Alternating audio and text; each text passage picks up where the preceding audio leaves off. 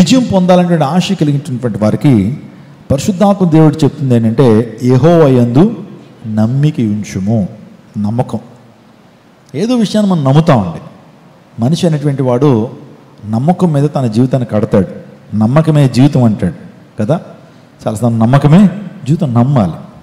Bus ఎక్కుతున్నప్పుడు నమ్ముతాం, ఈ driver గారు నన్ను క్షేమంగా అద్దరికి నడిపిస్తాడని నమ్ముతాం. అదే నమ్మకం లేదనుకోండి, బస్సు ఎక్కం. ఈ బస్సు మధ్యలో కృష్ణానది నుంచి పడిపోద్ది అని ఎవరైనా చెప్పారనుకోండి, బస్సు ఎక్కం. ట్రైన్ ఎక్కుతున్నప్పుడు ఏమండి, ట్రైన్ ఎక్కుతున్నప్పుడు ఆ ట్రైన్ డ్రైవర్ మనకు తెలియదు. ఆ యొక్క ట్రైన్ డ్రైవర్ని ఏమంటారు? లోకో పైలట్ అంటారు కదా.